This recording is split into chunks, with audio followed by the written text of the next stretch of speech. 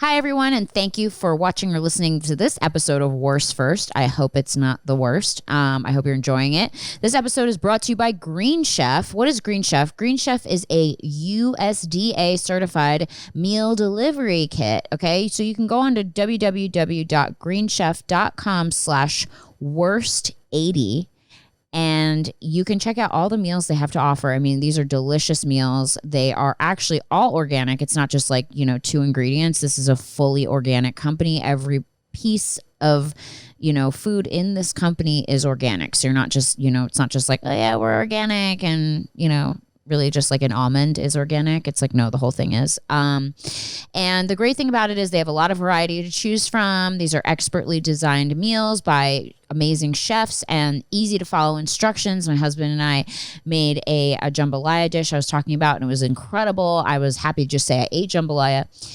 So head to greenchef.com/worst80 and enter worst80 when you check out, and you will get $80 off your 4 boxes of Green Chef. That's $80. That's me giving you $80. You're so welcome. I hope it was worth it. And I hope you enjoy it. They have vegetarian, keto, paleo. So if you're following any of that, you're on board. So head to Green Chef and enjoy. Back to the podcast.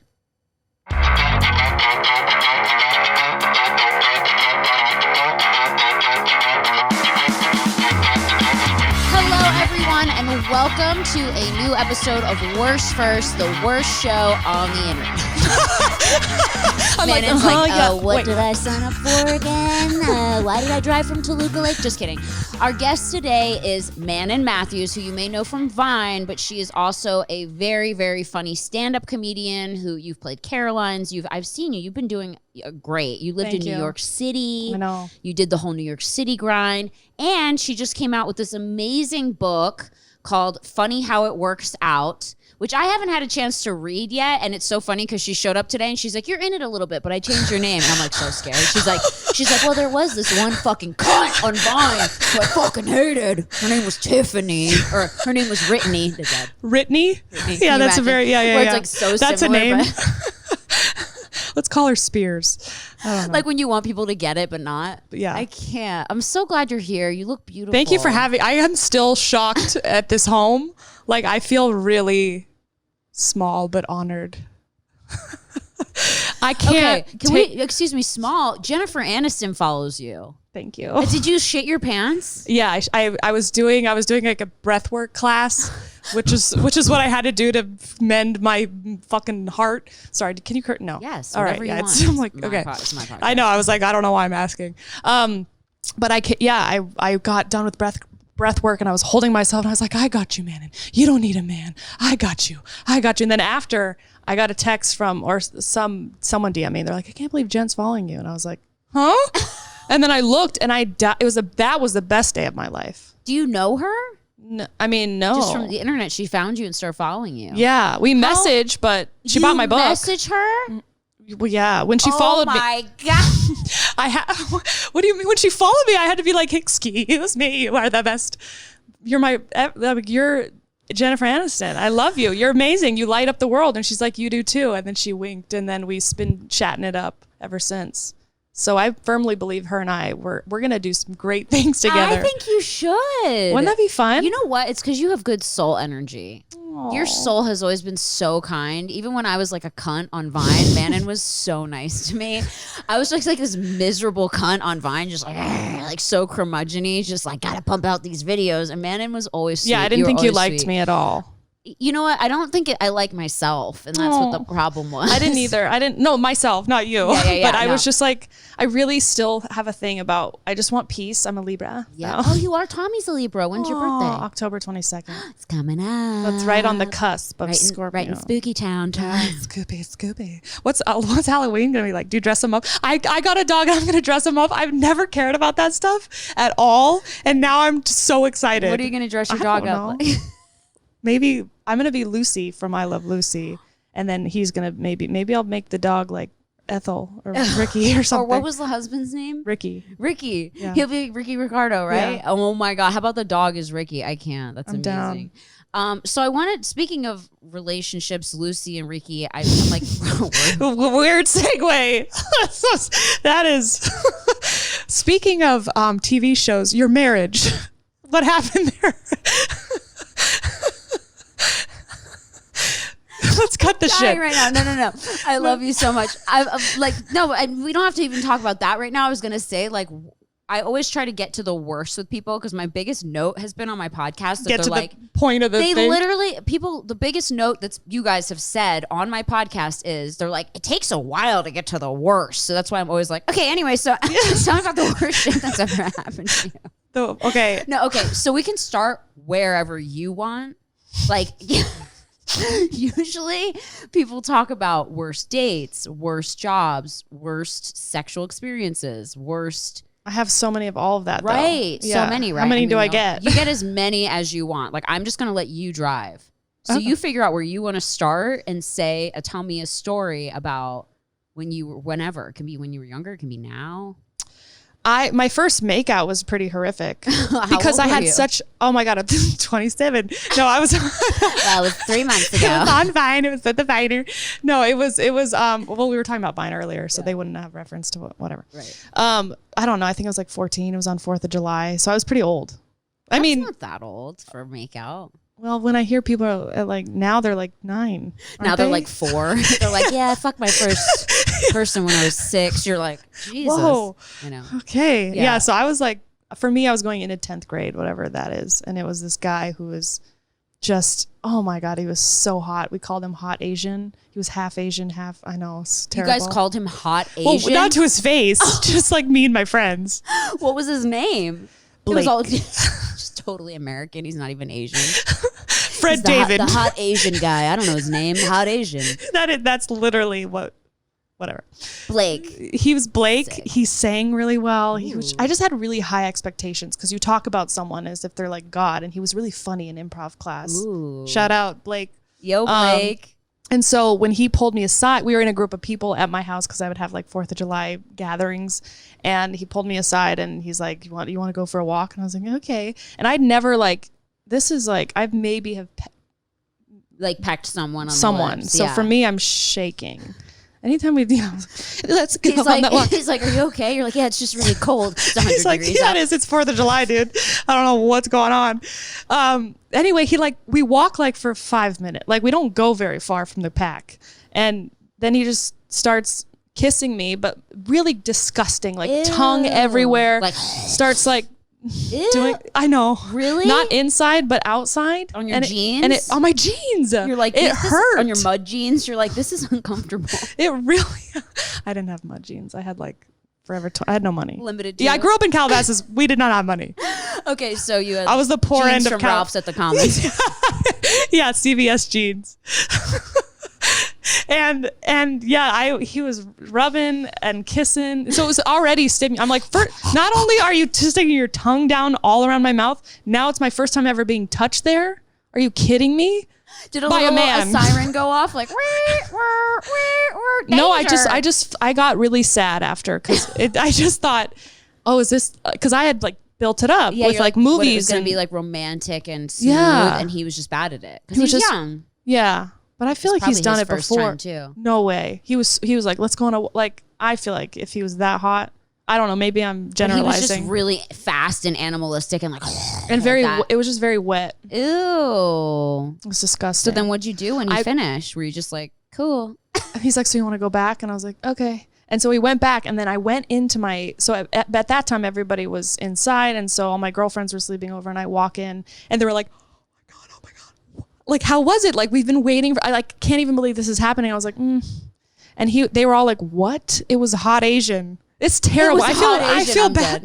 I feel bad. Like, it sounds terrible now with everything going on. But back then you were allowed to say whatever if you wanted. Nobody gave a shit. Now you can't say anything. You can't say anything. You can't say any race without it being whatever. Offensive. Yeah. So that was terrible. So he sucked. I wonder if he got better. I don't know. Did you stay friends with him or ever find out later? Or no? Let's try this again. Shot. Yeah. No, he worked at the theater, and my mom knew this story. So like 5 years later, he'd always ask my mom, because she would go to the movie theater and be like, "How's Manon?" And I don't know. I don't really know what happened to him. I think he's still out there. Bad kissing. It's a terrible first. I wasn't going to bring worst. And doesn't it kind of suck because then you think that's how everyone kisses? Yeah, and then like, you don't feel called to do it. You're like, "Ooh, I remember how this happened," because the first time you do anything is anchors that feeling. Yeah. But it actually made everything after that really blissful. Yeah. So when was the next time you kissed someone? I don't know. Maybe like last week. Same joke. 27. I don't know. I think that was like the guy I dated for a year, and he was a great kisser. And that was someone in high school? Yeah. You ended up dating someone, and then he was good. He was great. Like, oh, thank God. Yeah. Relieved, right? Yeah, it was wonderful. He was great. He had a lip ring. He had big emo. Yeah. No, he was ska. He liked ska. Oh, skanking. Ska. My bad. Yeah. Okay. Anytime I date someone, I just become them. Not anymore, but definitely in high school, I was just like, "Oh, you like ska?" Me too. And then I would just go to all these ska events and dance and become like a part of it. Yeah. You like the Dropkick Murphys. And I'm like, it's everything.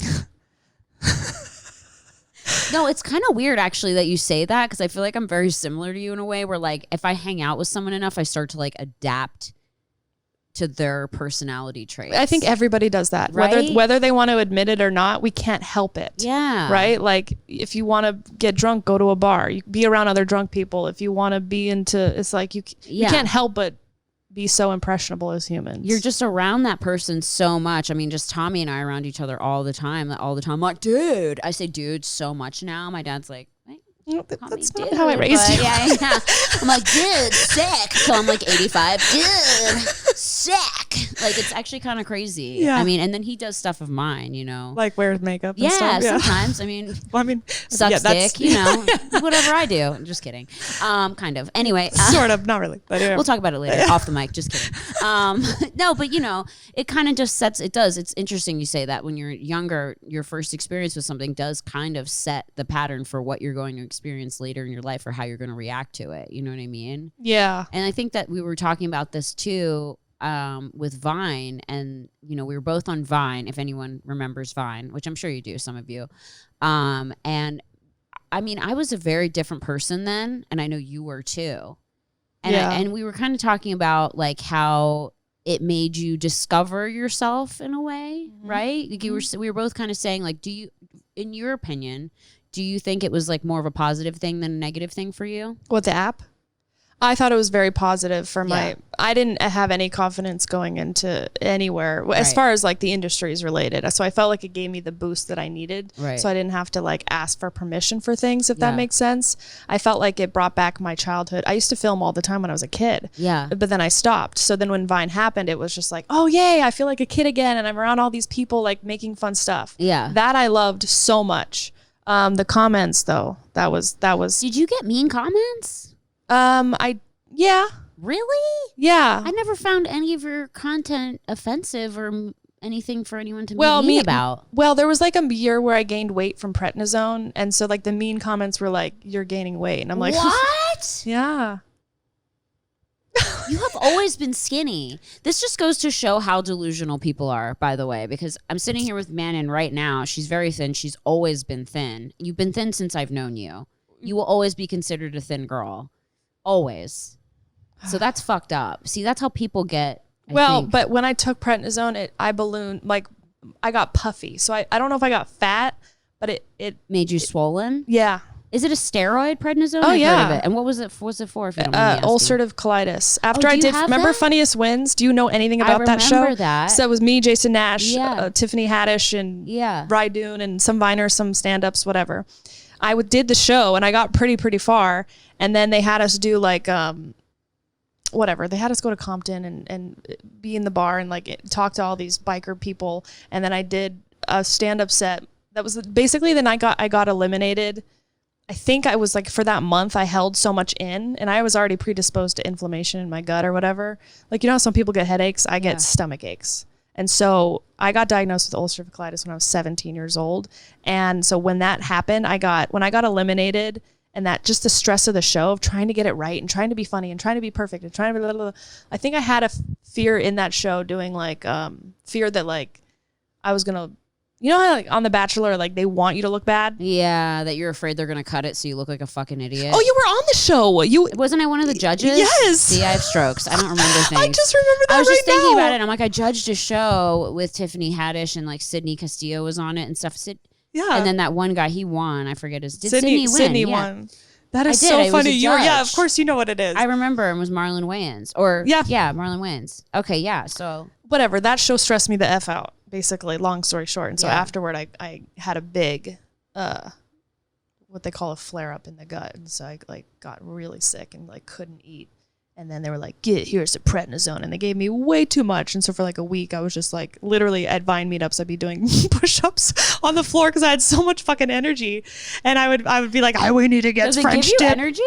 Prednisone? Yeah. Well, it's like a steroid. So all of a sudden you're like you were just bench pressing Rydun. They were like, whoa, Manon's this really is not strong. a funny vibe. This is just weird.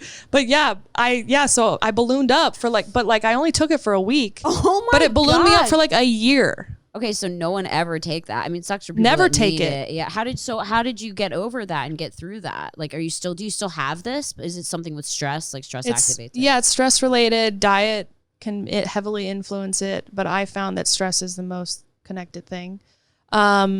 So, I don't know, trying to write letters to heal out my stress, breath work, trying to heal, having guides in my life that help me remember that, it's not everything's up to me and the universe doesn't revolve. You're just one human. Like, don't take life serious. And that really helped. When I moved to New York, that really helped too. Really? And I stopped eating meat.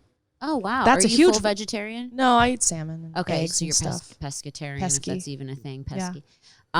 It's interesting. There is a huge correlation. And I talk a lot about anxiety and stress on this podcast just because I deal with it. I love that about you. I love that you severely. started opening up about Yeah. it. It's made me feel more connected to you. Oh yeah, like it's been such a huge part of my life. I mean, I'm even relating to you with the stomach issues because when I was a young child, my parents would fight all the time and I would get stomach aches. And they'd take me to the doctor because I was constantly having diarrhea and that kind of thing. And they were like, oh, she has IBS. And they like gave me a medicine. I don't remember what it was. But then as soon as I moved out of that situation, they all went away. Yeah. It's crazy how you think sometimes it's something physically wrong with you, but it is a lot of the time anxiety and stress. Oh, it manifests in the body, and the body shows it, basically is showing you what you're not dealing with. And a lot of inflammation is tied to anger. And so I think I had a lot of, anger or upset at myself. I direct a lot of, so I don't go outward. Like you said, oh, she's so nice. So she's never like mean. It's all inward. What do you Why do you do that? Me as your worst therapist ever. Why you do that? Why you do that, I don't Manon? know. No, but what are you angry about with yourself, if you don't mind me asking? Well, now it's not. I'm not. I've shifted the narrative let it go. a lot. Okay. I think I was angry at. I think I let myself down a lot.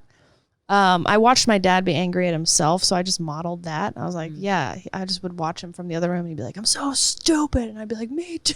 Oh my God. So I just thought I was dumb. I never gave it my all, right? Like, I'm always like, I'm just going to like work the least amount of possible and expect amazing results. I don't want to try hard because I'm a fear of failure. But I feel like you try really hard, girl. Really? Like you moved to New York, you do stand up. Like I literally gave up on stand up because I had anxiety, like because of getting up before doing stand up. It was fun afterwards, but then like the getting up there part, I just couldn't do it anymore. Yeah, but I didn't do a ton of stand up. I did stand up, but I didn't like do stand up. You know how like people do it every day and they're like they live and breathe it. You performed a lot. I saw your flyers. You performed a lot at big clubs, not little clubs, for a lot of people. Thank you for reminding me. Yes. I guess that I don't have anxiety of, but more, I don't know.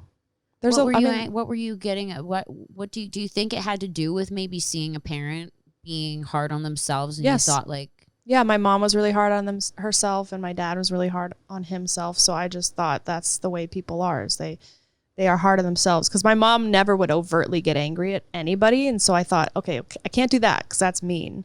I don't want to be harmful in the world. I don't want to I just had unresolved grief. They split up when I was 18. I got diagnosed with that thing and it made me feel like, they're like, you can't drink. And I'm like, but that's my favorite thing to do. And so I didn't listen, obviously. But I think it helped a lot because then I went on a spiritual journey and did a lot of healing. And that's when it shifted. I think as far as the show's considered, when I was like, hurting, I think I was more angry at myself for caring so much. And I get jealous. I get jealous that at least in that, I felt like they're all bonding with, you know, weed or alcohol or not caring. And I'm so sensitive. And so instead of being like, I'm sensitive and I love that, which I do now, but it took a long time to get there where I love the parts of me that are in pain. So I always felt kind of like not part of when in that scenario. I know, I get it. Yeah. And I think in a way, a lot of people feel that way. I think a lot of people pretend to feel connected to everyone, but I feel the same way you do. I'm hypersensitive. I'm very responsive to like even people's facial expressions. Like if I'm walking on the street and someone gives me a certain look, I'm like, I'm very sensitive like that too. And same as you, I've finally have learned to be like, okay, I'm sensitive and I feel everything. And instead of being like mad at myself for that, I'm like, well, it's kind of cool that I have all these feelings. You know what I mean? Yeah, that's a great place to be. Instead of embracing it rather than resisting it, because resisting it adds way more pain than necessary. But I think we were raised as like, don't cry, don't do that, stop. Rather than like, and what else? What else you got in there? Yeah. Oh, sensitivity, what a gift. Yeah, my dad used to say, don't cry, it'll just get your paper wet. And I'm like, Dad, I'm not even doing homework. Like, what paper? What paper are you talking about, Dad? Oh my God, I love that. So funny. My grandpa said, I'm sorry I made you sad, but at least your face is clean. Oh, parents. It's like, what the fuck kind of coping skills are these? You know what? That wasn't too bad. He said that later. That's kind of funny. But my dad would be like, you're so sensitive. And it felt judgmental. And then I was like, ooh, this is bad. I'm bad. I'm a burden. Okay. I'm sorry for existing. No, I know. I do hate that. My husband, actually, I'm very sensitive, and my husband's very, like, I don't want to say he's not sensitive because he's definitely sensitive, but he's a lot less sensitive than I am. Like if someone speaks to me in a certain tone of voice, I'm very sensitive to that. You know what I mean? I get sensitive even if someone sends like a weird text. Like it's like text, I read things certain ways sometimes. So it's interesting because I don't feel a sensitive, like you said, the face thing. And I think we have different sensitivities. Really? Not just you and me, but like everybody's sensitivity is different and tailored to basically what the anchor was, right? Like if your first experience was getting yelled at and it was bad, now yelling in general or tonality, whatever it is going to irk you weird until it doesn't anymore. And I'm reading a lot about like love language, right? How important is that? I mean, what's yours? Mine is physical touch and intimacy and being like very, I have like more of an anxious attachment style, which isn't really great because I'm very like, I love to be hugged and cuddled and reminded that I'm loved and like that kind of thing. It's like what I read today that they say your love language is whatever you didn't receive as a child. Whoa. I read that today. So I didn't get a lot of physical hugs and kisses and comforting like that because I was raised with mostly my dad who was just like, hey, good job. Like he was loving, but to a degree a dad can be loving, right? What is your love language? It changes. So I initially thought it was touch, just because I love when anyone touches me. I'm just like, please. I like roll over like a dog. Yeah. Just like, please. Seriously, right? So I thought that, and then now that you're saying that, I'm like, I think my parents gave me physical. I really didn't like when my dad would touch me sometimes because it felt aggressive, but not like in a bad way. I think I was always very squirmy. Like he reminds me a lot that I was always trying to squirm out of his arms when I was a baby, and I was just like, I gotta go do my own thing. And so I don't think I liked it as a kid, but I love it now from the right person. Right. But I also like with friends. Yeah. When there's like touch. Yeah. Which is really hard because we would be touching each other a lot more if COVID. I know. I'm all like, like job, even now, I'm like, ooh, this nice. Yeah. Let me. I'm just kidding. I won't cough on you or anything. But I know now. I think it's gifts. Yeah. Gifts. Okay, so that's what whoever wants to date Manon, you're gonna buy her a lot of gifts. So I was confused about gifts because I was like, I thought that was not mine. I was like, I don't give a shit about stuff, and I was taught not to care about stuff, so I don't care about stuff. Right. But gifts, from what a coach had told me, was no. It means like a letter, a note on your mirror. Or like something like that. It doesn't need to be like surprises. Because I really appreciate that. I really appreciate that. I have a weird thing of feeling deserving of things. It's really nice to know that you're being thought of. You know what I mean? Like when someone just surprises you and goes like, hey, I got you like this or that. Like Tommy's love language is acts of service. Mm-hmm. So and if you guys are curious to learn more about love languages and are curious what your love language is, there's a book by, is it Don Miguel Ruiz, The 5 Love Languages. Have you read that one? I haven't read it since I worked forever, right? Yeah, it's been a while. Okay, so there's a book called, I believe it's The 5 Love Languages or Languages of Love by Don Miguel Ruiz, and there's like a heart on it, and it's purple, really, right? Yeah, and it's a really great book. There's touch, acts of service, gifts, words of affirmation. Yep. And what's the last one? Quality time. Is it? Mm-hmm. Okay, great. Okay, so man, which are all great. Yeah. Which are all important, and I think cut to me reading it last night somehow, and I'm like, I haven't read it in 10 years. I gotta know what this is for the. You just start quoting it, and I'm like, oh, wow, man, and that's really good. I see you written on your hand. I'm like, you rip off the cover of that book, and it's actually a love language book.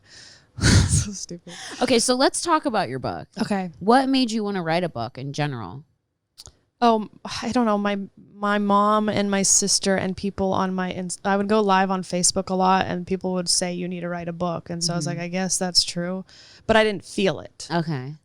Until the shit hit the fan in my marriage, and that was so excruciating, and I really felt like now's the time. So I spoke about it on a live, and someone, I said, I think I'm ready to write a book, and a publisher reached out to me, and so I just said yes, and then the ball went rolling, and I started writing it in January, and you wrote it all yourself? Yeah. Well, cover to cover? What do you mean? Did you have like a ghostwriter, or did you have someone that worked with you? I had someone that the publisher helped keep me accountable with dates and stuff. Otherwise, I would have just been like, no. Yeah. But yeah, I had a lot of help for sure. Good. Oh yeah, I could not have sat down and been like, ding, ding, ding, ding, ding. Wow, that's amazing. I can't wait to read it. I'm so excited. It's a very easy read. About it. It's called Funny How It Works Out, and it has Manon on the cover, and she's doing sort of like a yoga pose, and you look beautiful. And this is, I'm always excited for people when they write a book, because I've tried to write books many, many times, and I just get so distracted, and I'm like so ADHD, and like I can't focus. Yeah, you just need, about one maybe you need another. someone to hold you accountable. But yeah, no, this is, and I saw I noticed like a spiritual change in you, like just over the last couple years. I've noticed like you going to, what's the big guy? Tony Robbins talk. Yeah. You went to his talk, and I saw you like follow Russell Brand and a lot of what he says. And I think they're both like great people. And I listen to a lot of Tony Robbins, and recently started following Russell and really love his stuff. And I just saw that change in you. And I think it's like almost at a point in life when you go through so much, you reach a higher version of yourself. Mm-hmm. And it's like just what happens as a person, where you may be where you are right now listening to this at whatever age you may be, you're going to evolve. I just think it's inevitable for people when you go through things, like you said, you went through your marriage and it was devastating. Mm-hmm. Do you want us to talk about like what happened?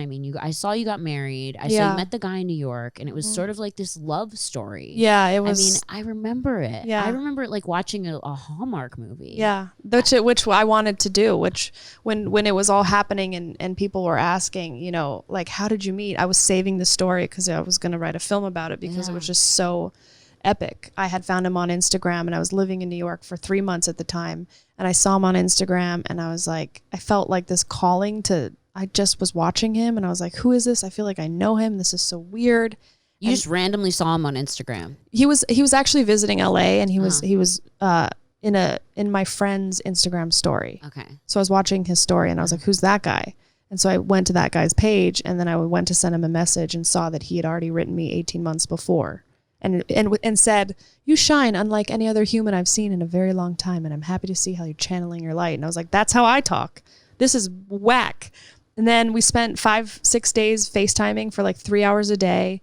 And then I was like, so we FaceTime. The first time we FaceTime, he comes up on my FaceTime, and I hear, oh, that's the man I'm going to marry. This is all in the book. But I knew the minute I saw him that I would marry him. And he was from Dublin? Where is he from?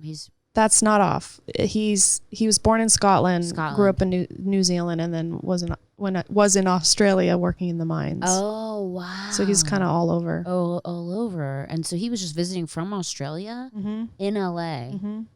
And then you guys just hit it off.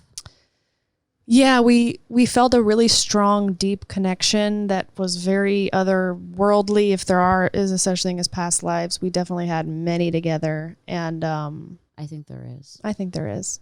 I mean, I can say I know there is because Yes. I'm like, based on my experience that I can get into a different time. But he had a 2-hour coffee with my mom before he came to fly to New York to meet me. So he met your mom before you? Mm-hmm. Wow. And they had 2-hour coffee, and she was like, he's delightful. He's so endearing. I have no problem with him coming to stay with you. And then we met in Madison Square Park for the first time, and literally started crying in each other's arms. And it's like a movie. Like literally that whole week, it was just like I found the man that I've been looking for 29 years, and now I'm ready. And so when he proposed 4.5 months later, it was just like, you didn't even have to think about it. No, yeah, there was no like, It was I don't in the know. cards. It's kind of quick. It was just like, yes, of course, Yeah. absolutely. So I went to go meet his family, and we fell madly in love. And oh my God, your dog is so cute. Thank you. I cannot take it into me. Wiki man. So then what happened? Because I just remember everything being, no, I literally like, you know how sometimes you get invested in other people's lives a little too much? Yeah. Like I was watching you guys, and even friends of mine who don't know you, like one of the artists who was on the podcast, Push, she would be like, how's Manon and her got like people would watched it. Yeah, you know, like yeah. at least I did, especially in some people I knew, and they'd be like, oh my God, it's like a fairy tale. And you know, watching it, I was like, okay. And then when all of a sudden I started to not see him anymore on your stuff, I was like, oh, well, maybe she's just being more private, because sometimes people do that too, Yeah. you know? And then I kind of noticed that he like wasn't at all there. And so I was like, what happened? Like, how does it go from that to... Yeah. So we had the wedding of my dreams. I know, it was beautiful. Oh, thank you. Yeah, it was really, really a beautiful, special day. And we actually had the wedding like 5 days after we got a house in Toluca Lake. And so we had the reception at the new house, and it was just like this new beginning. And a month after the wedding, my best friend Travis and his girlfriend like called me, and I'd just gotten the wedding photos that day, and they were like, hey, can we take you to a coffee? Which never happens. Like, it was just a weird thing, but I was like, maybe they're surprising me. And they sat me down and grabbed my arm and said, Travis looked at me and he said, I'm about to tell you something, and I want you to know that I'm here for you no matter what, and that I always have your back. But the guy you married isn't who you think he is. And this woman messaged me saying, your Manon's going to need her friend right now, because her husband's been sending me videos and photos and saying really cruel things about me, his wife. Were you just speechless? Yeah, my whole world flipped upside down. I was shaking. I had a feeling rush over my body like I've never had. Because I thought they were going to tell me that he died or that my dad died. Like, that was the rush of feeling that I got based on what they were saying. And I literally was like, what? Wait, what? Like, not believing it, but then I had the screenshots to prove it, and I was just like, oh my God. And that lasted for quite a while. You are such a strong woman. Like, the fact that you have this huge social following and you didn't go psycho and blast him like you could have. Yeah. I would have lost. Well, that's what everyone was telling me. Yeah. And not to make this about me, this is all no, about please, you, but I want to had hear a guy more. that I was in a relationship a long time with, a director. I don't know if you remember him. Does he have a beard? And he cheated on me with prostitutes all the time. And then they would message me. Then he would talk shit about me and say that we weren't even dating. And then I would show him that, and then he would go, oh, they're lying. They're just trying to ruin our relationship. And then he would message them and go, she's crazy. Don't listen to her. So I get it, but I went psycho and like fucking, I've talked about it. You know what I mean? Wow. But you are so good. Well, Like, God, you have a great soul, Because most women with your following would be like, fuck this, and just be like, brrr, and just go off. Yeah, and I went in and out of thinking about doing that. But you're so classy, and I'll tell you what, it's not a good thing to do.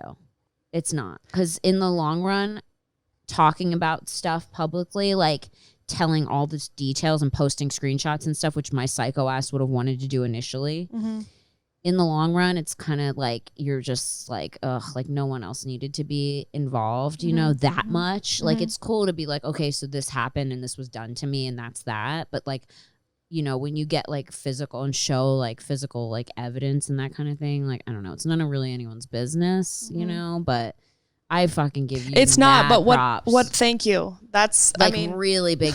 Like if so, because when someone does something like that to you, well, it messes you up.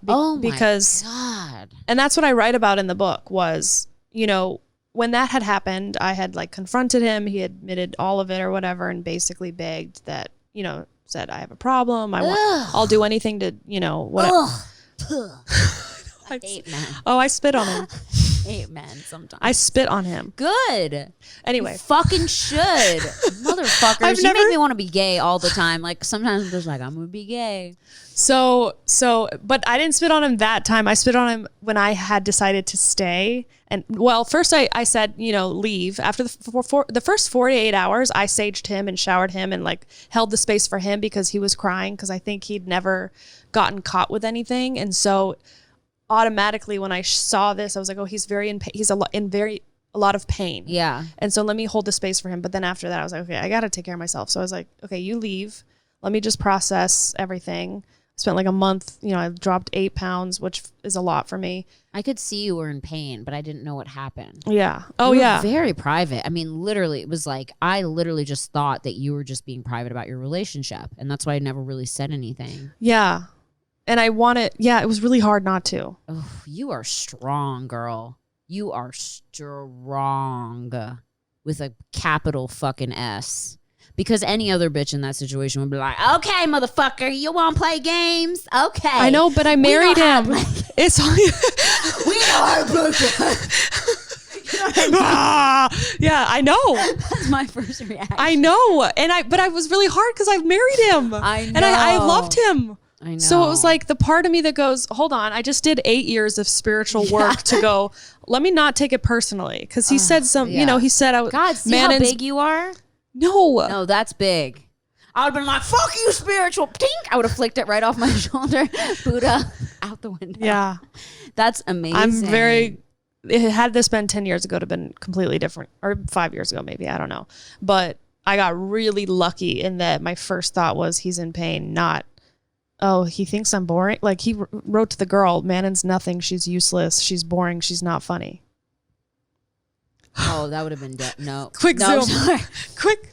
You would have been dead if you had married me. This would be he found Forensic Files episode. I told him that. I said, you fucked over the perfect person, you son of a bitch. No, he really did. I know. Because I get like no, but you're not the amount of talks I've had with friends that were like, they all said the same thing. No, I would have been on CNN. Yeah. Like, I would have been on like the late night news. Just like Brittany barged Furlan in. chops off husband's dick. Yeah. Serves it to him, makes him eat. Like, that's so fucked. Not funny.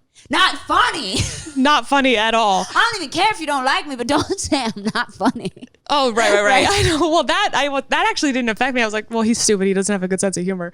But what hurt me was the useless. Right. What is that? Well, it wasn't even the naked photos or whatever of him in the shower. The confusing part was that he was around me 24/7 and he treated me like a queen. Like nobody in my life was like, you got to watch out for this. Everyone was like, we love him, man. And you've met your match.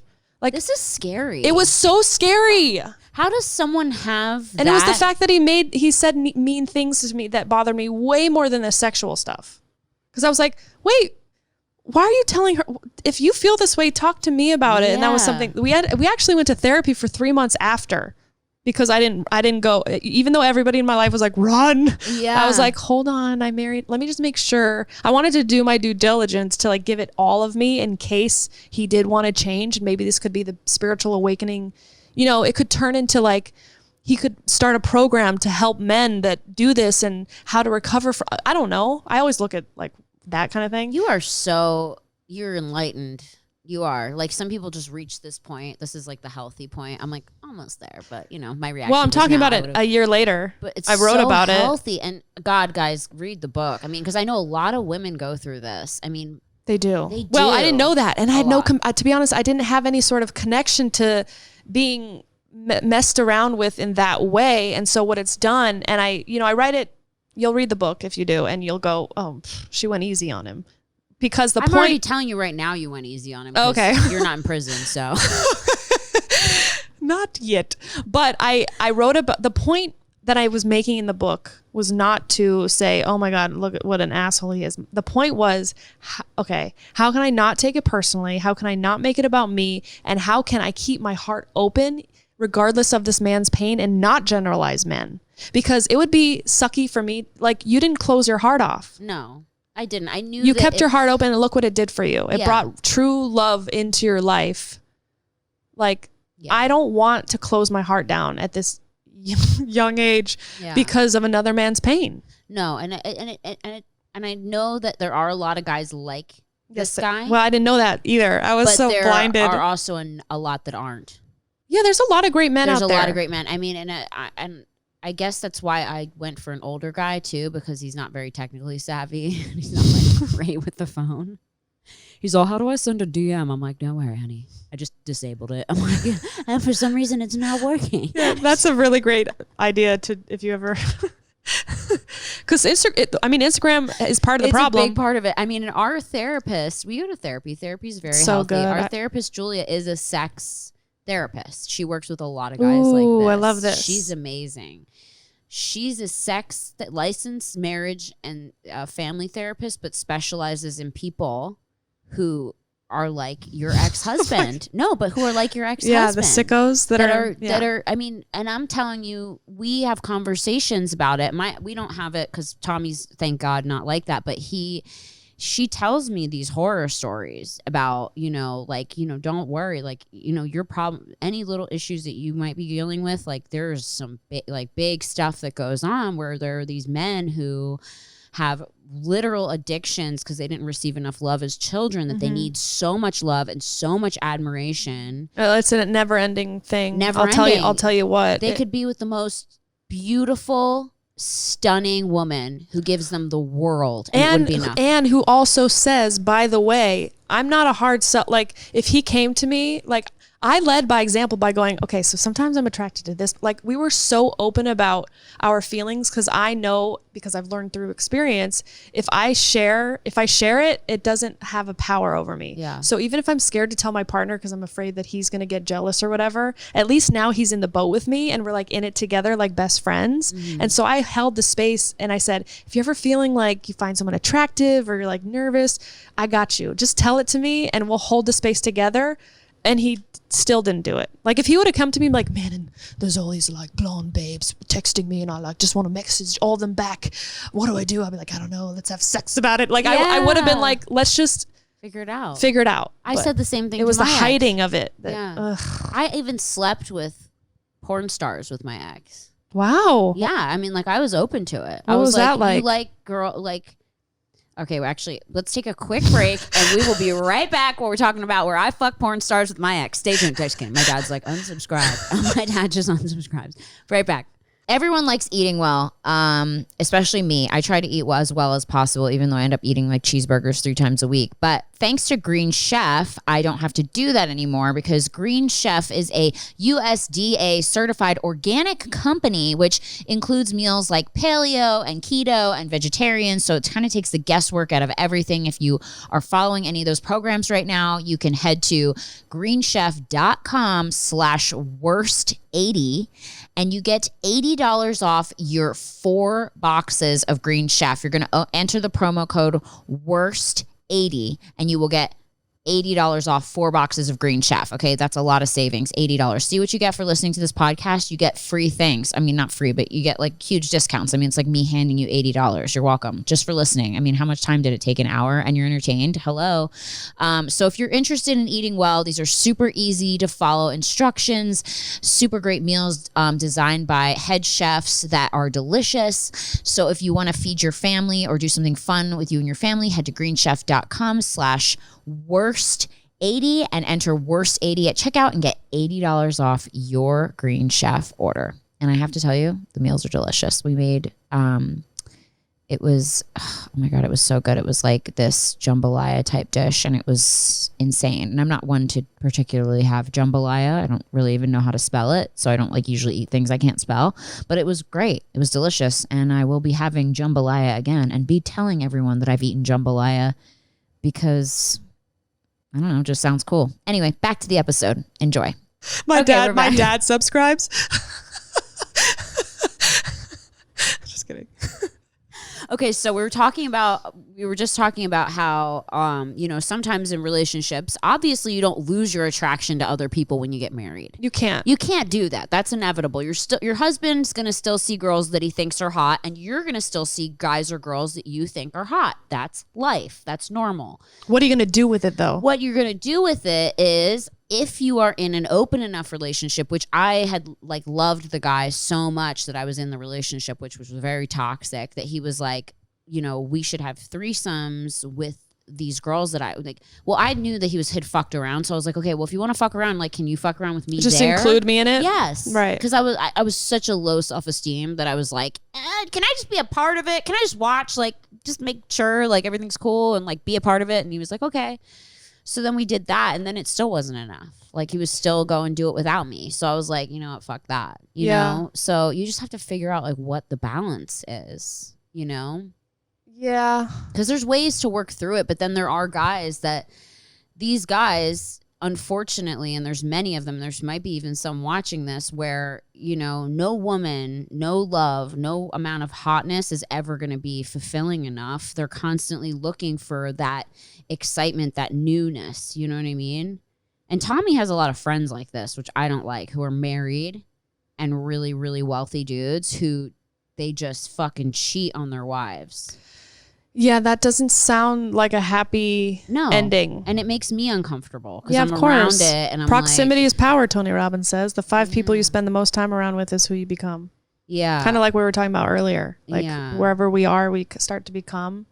And so, I remember asking my husband, can you just be around some men in relationships that are happy and don't cheat, and then ask what they do? Because maybe you don't have a strategy for it. I don't know. But I think I didn't see the changes that I was looking for, and I saw the behavior. A dear friend of ours, I had seen her over lunch on Christmas Eve, and at this point I was like, I'm hanging by a thread here. I have 1% left. He keeps messing up, but he kept messing up after this. He even kept doing That's when it. I spit on him. I checked. Something told me to check his phone, and I checked it, and I didn't see something I liked, and I got enraged probably at myself that I stuck around. Yeah. With but really at him, I was just so literally saliva's forming in my mouth. Yeah. What the fuck is your problem? Really? Why can't you just be But it's like telling a meth addict, why can't you just stop doing meth? Yeah, it's exactly. I don't get it. I can't get it. But what I can do is know that I don't want to participate in a relationship that I don't actually trust the person. Yeah. I don't want to live that way. That was why I walked away. I don't want to live worried about his phone, what he's doing in the shower. When the trust is broken, it's broken. Yeah. And this isn't after 10 years of having kids. This is we just got married. I'm if it's happening now, it's not going to get better. But I learned discernment. I learned at the times that I didn't trust my gut, this whole journey has been about coming home to my body and trusting the energy. Energy doesn't lie. The body doesn't lie. People lie. Trust your intuition. When your body's closing up, a year into it, we weren't really as, the honeymoon phase of the sexual stuff kind of faded a little bit. And I started. It's okay. Someone's just opening the door. I know my house has alarms if people open the door, so we know not to if we're getting murdered at night. That's Sorry. lucky. Yeah. I want that in It my wakes next. you up, so you're like, is someone trying to kill me? Oh, okay, no. Sorry, it's great for podcasts. Anyway. Yeah.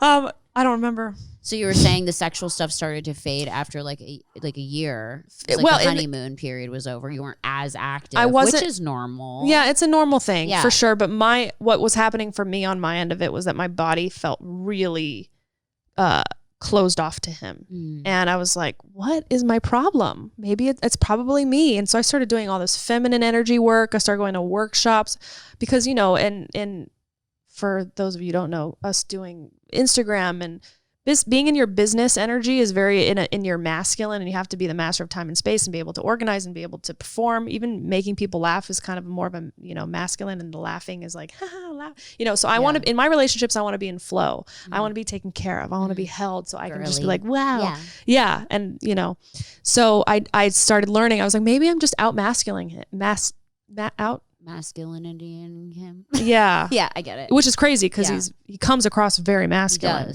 very masculine. But I think when he moved over, I think I must have been out masculine. I don't even know. But whatever. My body picked up on that he was a freaking liar because he was. So once I came out with the book, guess who started messaging me? A shit ton of women that he was doing this with way before we got married. So the whole time. If my husband ever does this, y'all bitches better message me. I don't think he will though, but you know. Girls, you got to be on the girls' team. Yeah, come on. Because you have to remember that, like, you may think that they're choosing you or something, but they're going to do the same thing to you. Like, you're not like the special one. Like, it's I know. Gonna happen. Well, I made that mistake when I found him. When I that. found him and he was love bombing me, all these terms I've had to like look up since then. And he was like, "You're everything. I love you. Never felt this way." I actually do believe I'm very lovable. So I was like, wow, he sees me. Great. I wasn't. Nope. You're like, I finally found my soulmate. Like, the same thing. Yeah. Gifts, like surprises, like so much. Like, the guy that I was dating was like, had a dress made for me in the country that he was shooting in. Like, all this like custom stuff. Like, messaged me all the time, talked to me all the time. Like, told me I was the most special thing he's ever met. Blah, blah, blah, blah, blah. And then gaslighting. If they're saying, and if they're saying that like 2 years in, great. But the first week or month, no, that's a red flag. How we do anything is how we do everything. So if he's telling you this and you don't know him and you haven't created that rapport of trust, he's telling this to other women. So hopefully this helps. I mean, I hope it does too, because honestly, that relationship and what that did to me, and I know what it did to you because I've been through it, it destroys you. Like, you physically get destroyed down to your core soul of a person. Like, and it makes you question your own ability to pick out, you know, I started being like, okay, there's something wrong with me because I attracted that. And what did I do wrong? And what did I miss by accepting that kind of behavior into my life? And where was I not? I didn't have any discernment. I was almost on the, you know, my dad, apart from him kind of being angry and he loved me so much. And so I just had this belief like all men love me and they're out to help me. Until it's you not meet true. a narcissist, right? Who, and it's typically narcissists or sociopaths that have this problem, that they don't know how to love. They really don't at their core. It's not like real for them. They don't really genuinely know how to love anyone. They don't really know how to be genuine. They don't feel bad as much as they can pretend that they do. They don't really feel bad, and they will never change. And that's the saddest thing to realize about it, is that when you as a person put your all into someone and love them so much and give them every part of you, and then only to realize that you're really not even getting anything and nothing real, it's the most devastating. My dad was over the other day, and he actually revealed to me that when my ex proposed marriage, asked for my hand in marriage, my dad said, okay, well, we already know what she can give you. What are you going to give her? And he goes, you know what? I'd really rather talk about this in person, and kind of dodge the question. It came, but right in the veins of like, I'd rather talk to you. Like, it seems nice, but he never. He's like, you know what? I can give her trust issues. That's right. I could break her heart and have her give me a citizenship. I'll make her lose a bunch of weight. She'll make me a citizen. Yeah. Yeah. Like, I'll get some followers. And I know you were more successful than him. On every level. On every level. did you sign anything that he'd make sure he didn't take your shit? Yeah, because my dad made me. Good. Smart girl. Thank God. I am so glad for you. I know. You know how many people I worked really hard for everything that I've built. Do you know so how hard. many people? Because after 6 months in California, if you're married for 6 months, half of whatever you've made is theirs. That's insane. Unless you get a post-nup or a prenup. Which I got a prenup. Good. And I hate to say that. And I wasn't, but because everything was happening so fast, it was like we were both okay with it. Like he wasn't like, what you want to, it was just like, we're doing this so quickly that let's just do this. Yeah. And thank God my dad kept pressing it. Good. Because when stuff hit the fan, I was just like, okay, well, at least, this hurts my heart and this is going to be excruciating, and I still will like sob on my floor because I miss him. It's really messed up because I don't have reference. It suck? Because sucks. It's like they were so shit. But a part of you will always care and love that person just because of the way they treated you in the beginning is more of what it is. It's like more like that. He treated me like that the whole time. So it was just really I didn't have reference of like my experience with him where it was hard. We never fought. We didn't really have. I don't know. Like I don't have memories of actually being with him where it was bad. It was like all the stuff behind the scenes of where that's what messed me up the most is like sometimes I'll do little cute things that'll remind me of him and I'm like, and then I just start crying and I'm like, this sucks. And so then I just send him love because I don't want to carry that anger. But and also, you're like, how could someone be two-faced? That's the traumatizing thing. And how can I not know it? That's what scared me. It was like, how did I not pick up on this? Yeah, but you can't blame yourself because I don't think most people, and I don't want to say normal because it's not that we're normal, but I think most people that don't have a sociopathic or narcissistic mindset know how to deal with those types of people, or like that's so unfamiliar to us. You know what I mean? That's true. To deal with that. That's like you meeting a random animal, okay? And like it's really cute and it may be really sweet, and then you touch it and it actually, you didn't know, but it has poison in its quills.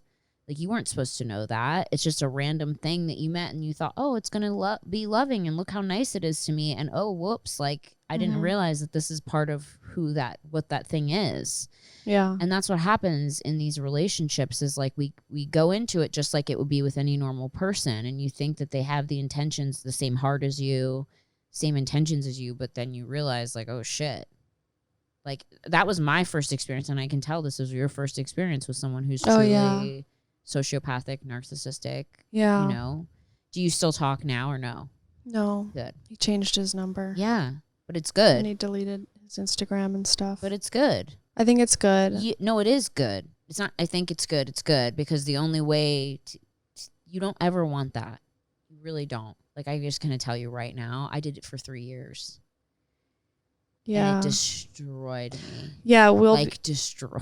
Yeah, I'm not gonna like keep like I've had a very healthy perspective about it. The only time we'll talk is very about logistical stuff, but I think once it's all over, it's like I don't have a reason to stay connected. I really fell in love with his family. I fell in love with him. I guess I just, I've made peace that we're not going to be in each other's lives and be friends because, once the book came out, he wanted nothing to do with me, even though I let him know. I gave him forewarning. I write about my experience. Well, of course. I changed his name.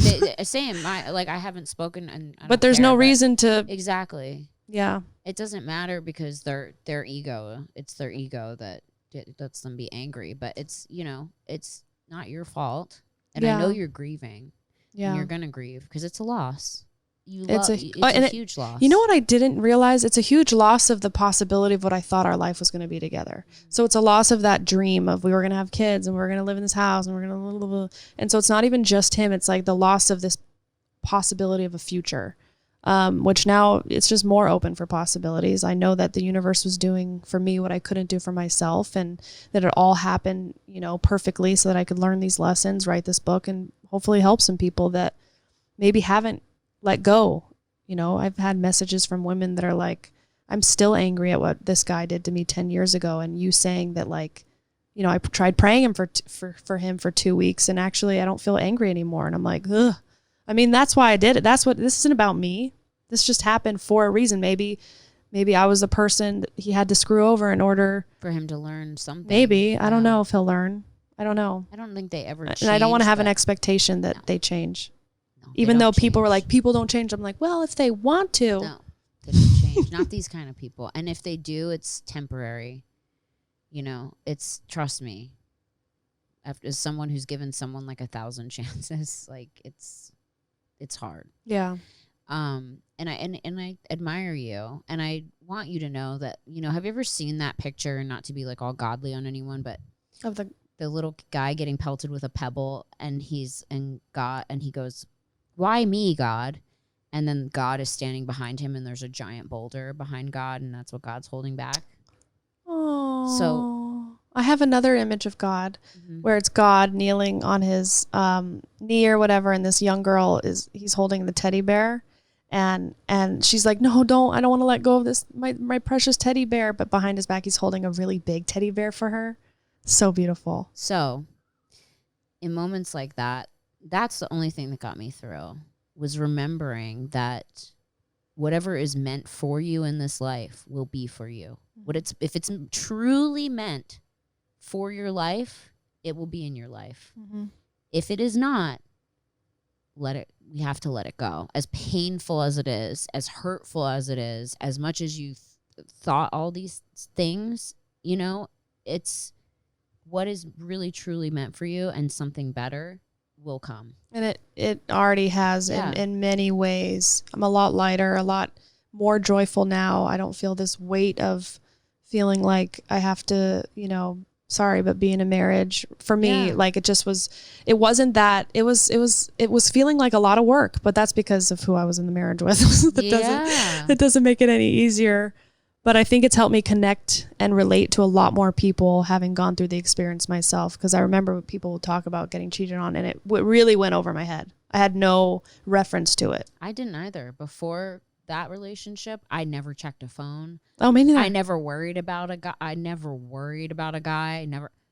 Never. All my boyfriends before that boyfriend, I dumped them. Yeah, like, same. I wasn't the one that was like ever worried about it. Like, I could be like, yeah, whatever. Like, I could have cared less. And then all of a sudden, when you start, like, it's the love bombing, and then it's like then this starts happening, the two-facedness, and you're like, what?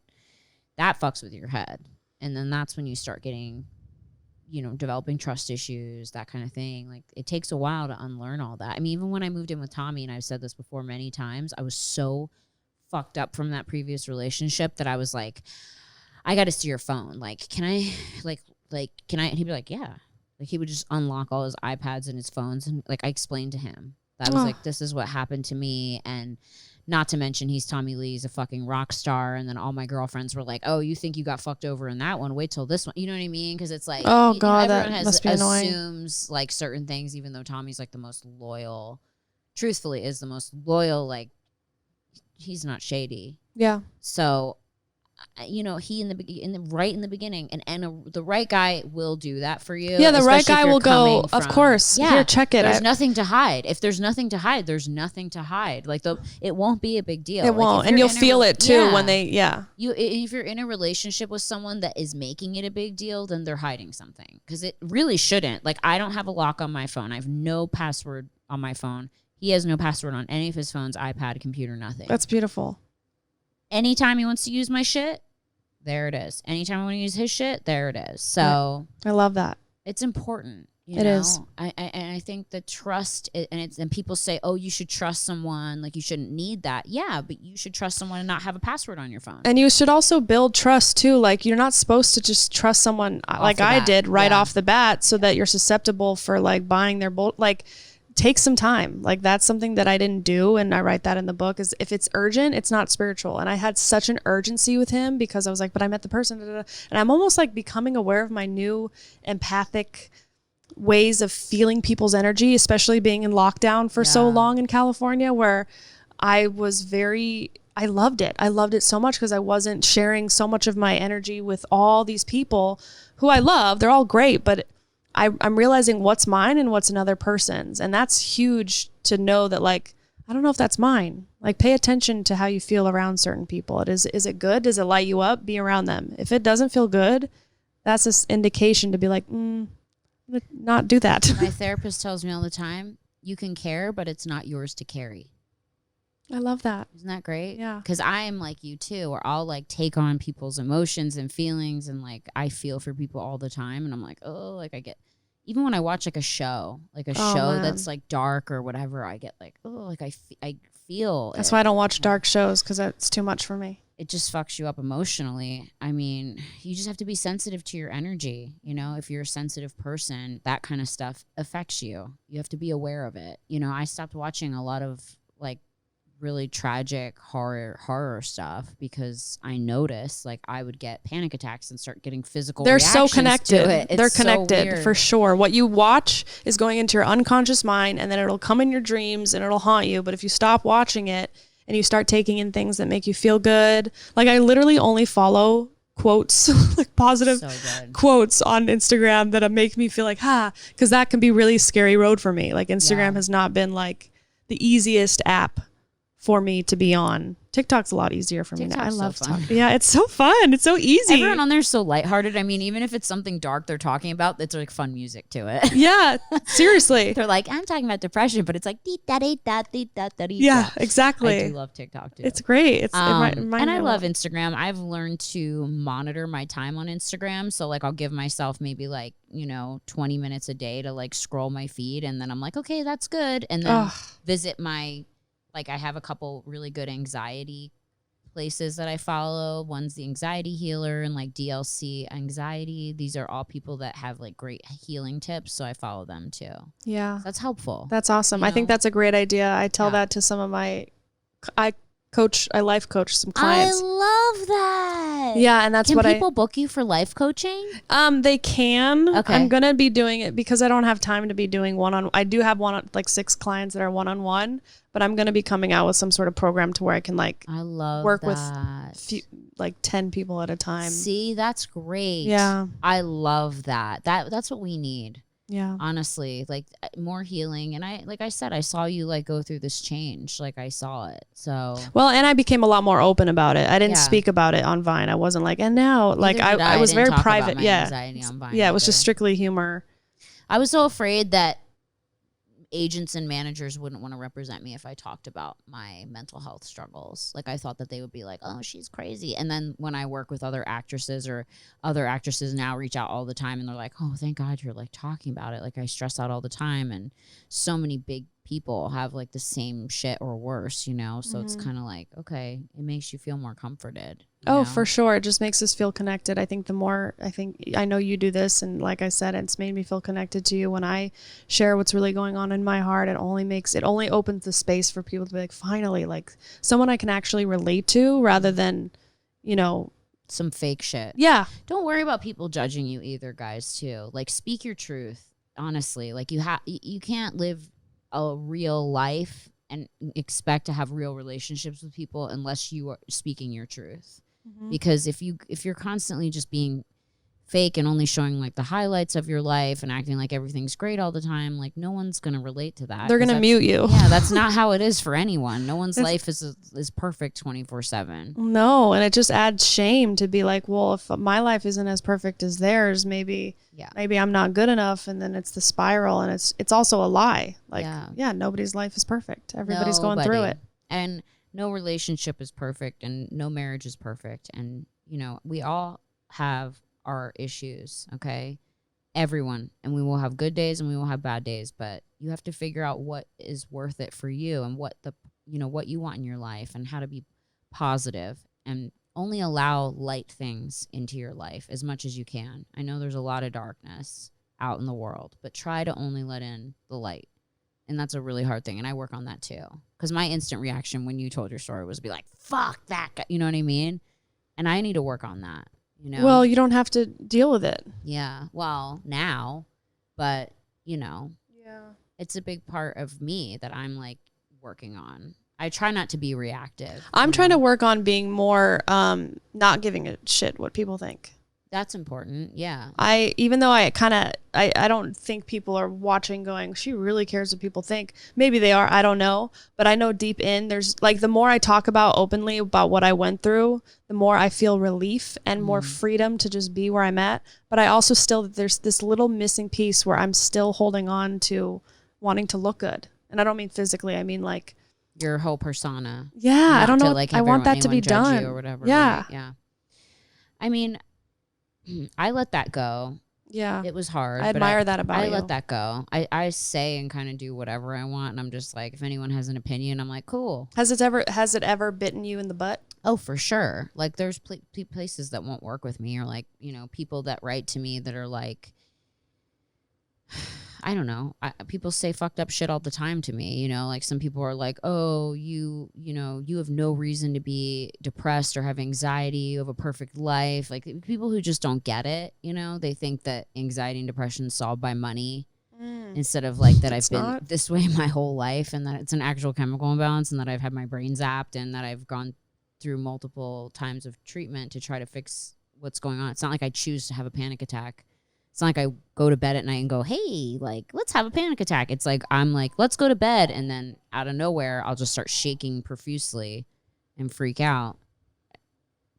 Everyone's trying to figure out themselves, you know? And, you know, to judge someone by what you see on social media, yeah, that's your choice as a person. You can judge them and think whatever you want. But I think a lot of the times when people say things to me, like I told you before, instead of having like the first reaction of being like, oh my God, well, fuck you too, I'm like, what are they going through? You know what I mean? That's like, a great second thought.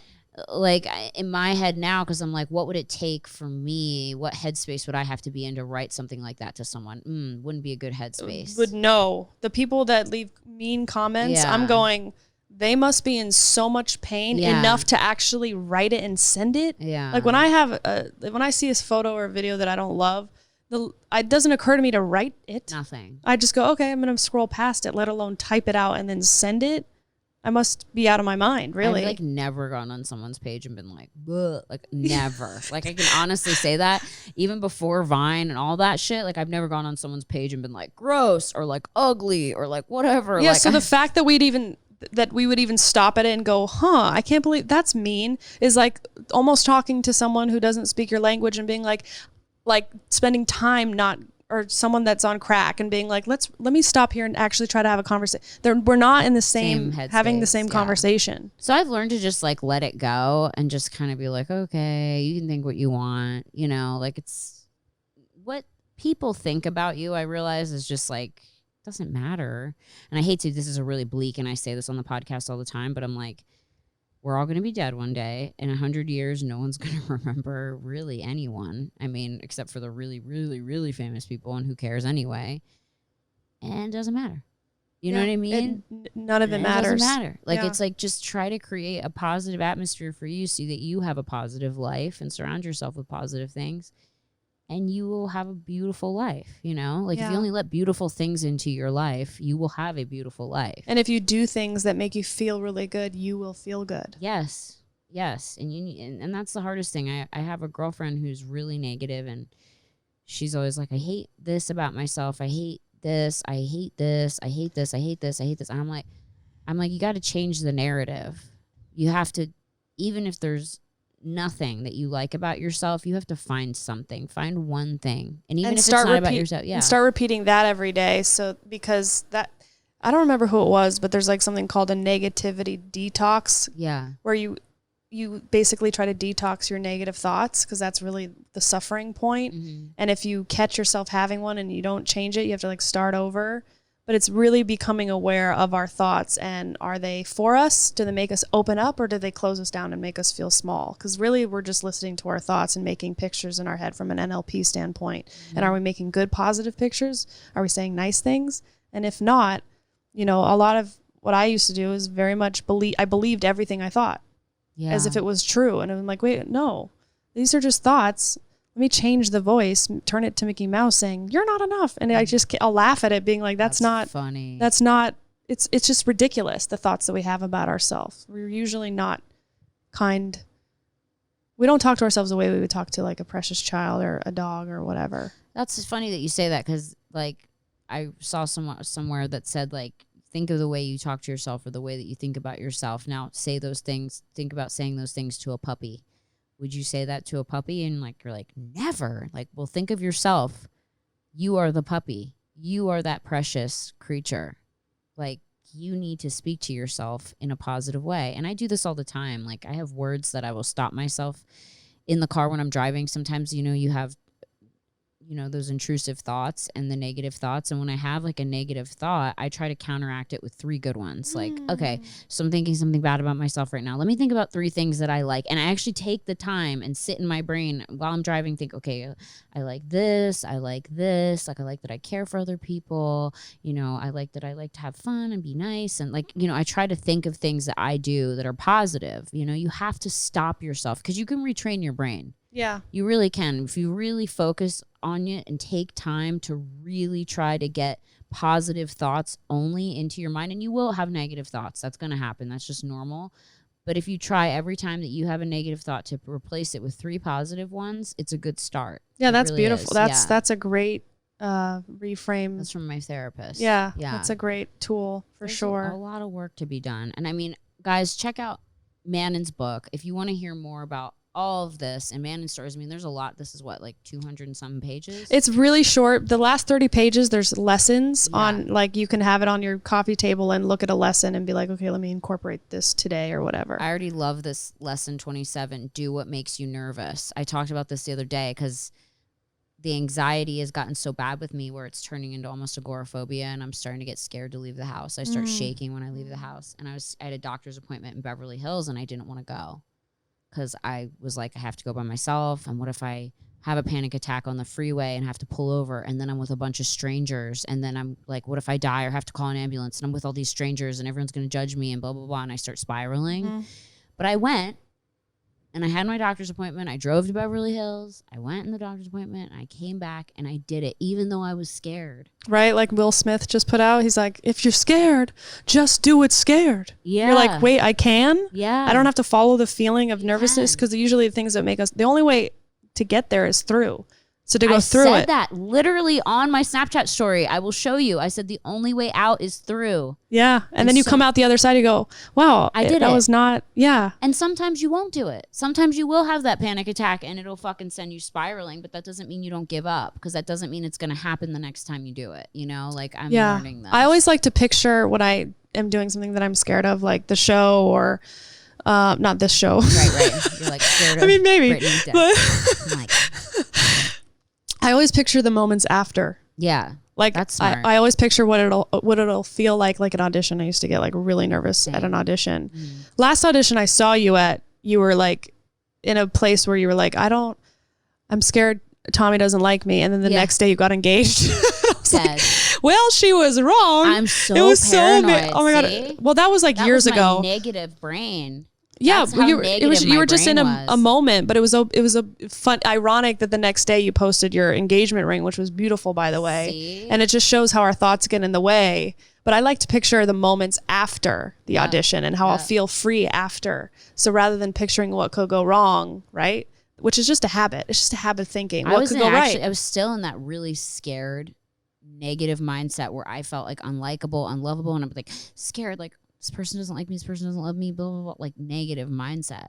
Yeah, I still get to that place too. I always want, especially with the industry, I want their approval. I want to get it right. And it's like, that's not how they found us in the first place. They're not looking for us to do that and to fit in a box. They brought you in because of your essence. Yeah. That's literally anybody's hiring is your essence. Exactly. Not for you to get the lines right and to da-da-da-da. It's like, yeah, I know a lot of people that go in and read off the page and they book it because it's just the way they do it or the way they look. That's or whatever. how I've booked. Yeah. Is reading, literally being like, you have a cold read. It's 14 pages. It's in an hour, and I'm like, I'm not going because I want to get it right. But then they're like, just go and read off the page. I was like, fine, and then I booked it, and I was like, what? See, I thought I had to have it memorized, and if I messed up a word, they're gonna laugh at me, and then I'm never gonna get called in again. And funny thing is, a lot of people don't know this, but actors now, a lot of them wear an IFB and get their lines read to them. So it's not even like... I'm so down for that.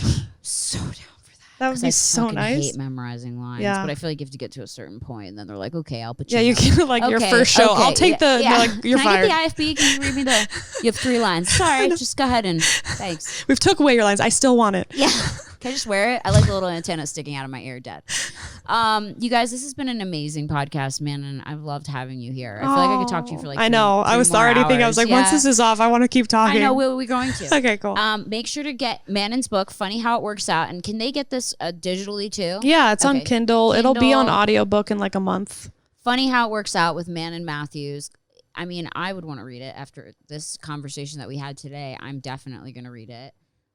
You guys, if you need support in any kind of, situations like this, when someone else is telling their story, it really helps to hear someone else going through something that you relate to. So definitely check it out. And do you have any last words of advice for everyone that you want to say? It's okay. Like, silence is not a bad thing. So get quiet with yourself and really listen to what you have to say and what your body has to say. I don't know what else to say other than trust yourself. Yep. And become a really good mother to yourself. Be the mother that you didn't have to yourself, because you're going to be with you for the rest of time. No one knows you like you know you. You've been with you this long. You're going to be with you for the rest of this life. So make best friends with yourself. I love that. We'll end on that note. Make sure to check out and follow Manon Mathews on Instagram. Is it just Manon, or it's just Manon Mathews? I wish I was that cool. It's Manon Mathews. Manon Mathews on Instagram, TikTok, and Facebook, and with then one T, guys, not two T's, because that's a big mistake people have made. I even made it when I was like searching it. He was like, wait, I can't find her. She's offline. Manon Mathews, thank you so much for being here. Thank and guys, you. we will check you out next week. Stay tuned for a fun episode next week.